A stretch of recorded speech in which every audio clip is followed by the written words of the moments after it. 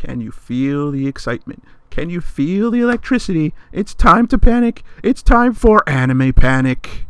Today we're looking at my all-time favorite top 5 anime. Let's get it started.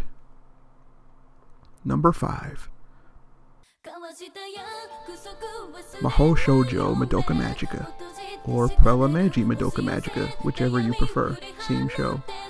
Oh my god, this show is just spectacular. Brilliant art, bone-chilling soundtrack, deep, dark, depressing story, unforgettable characters, and just plot twists galore. That episode 10 could possibly be one of the best episodes of anime I've ever watched.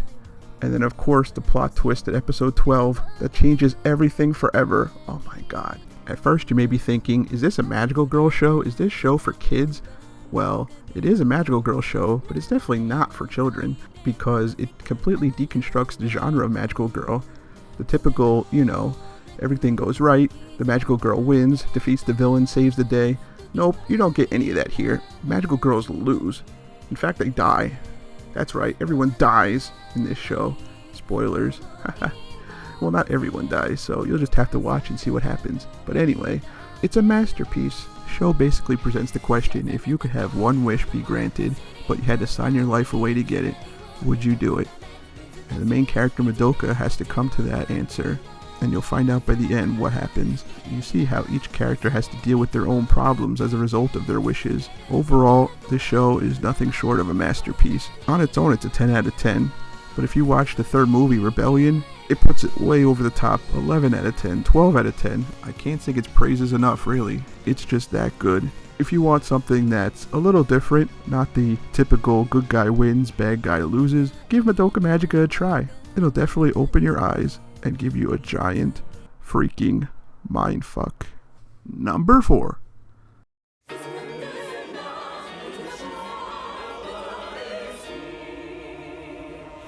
Mirai Nikki.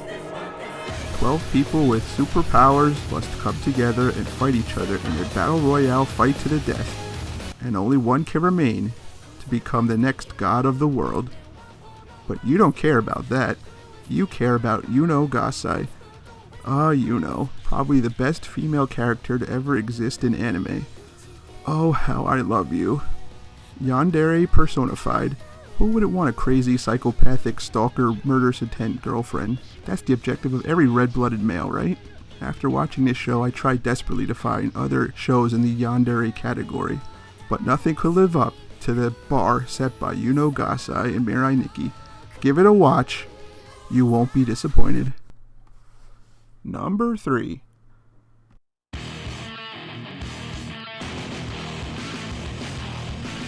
Death Note. This used to be my favorite show of all time, but then I rewatched it recently and it caused it to slide down the list just a bit. That doesn't mean it's bad. It's still one of the greatest shows I've ever seen. In fact, I'd probably recommend it higher than any other show on this list. The show revolves around Light, who finds a notebook that has the ability to kill people. And how convenient that this falls in line with his way of thinking that all bad people, all criminals should die. If you were put in his position, would you do that as well? Would you knowingly kill people just for the sake of making the world a, quote, better place, end quote? I actually found myself cheering for Light the whole time. And that's what makes this show so great, is that you can take sides. Do you want him to be caught, or do you want him to be successful? Do you want him to rule the world like a god, or do you want him to be caught and brought to justice? That's what you have to watch and find out. It's so intense, it grabs your heart, takes it on a roller coaster ride, and never lets go. This show is incredible, amazing, outstanding, a must-watch for everyone. By now you can probably guess what kind of shows I like. Deep, dark, depressing, bad guy has a chance to win, bad guy might even be the main character. I like shows that are different, things that are unexpected and make you think. Which leads me to number 2.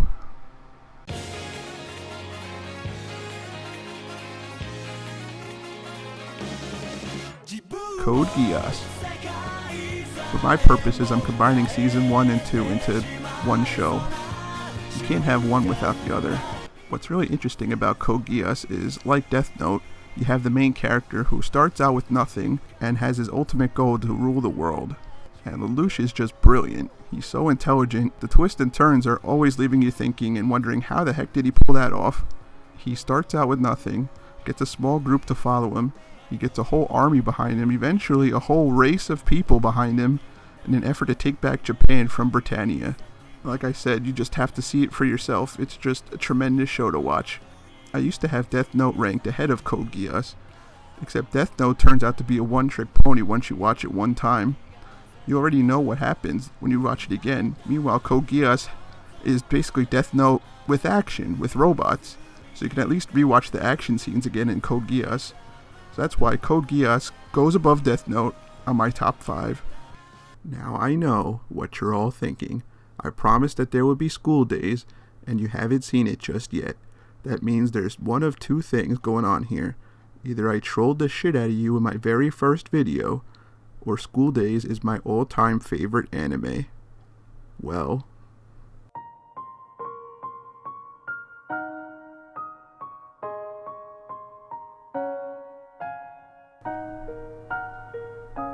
School Days is my all-time favorite anime.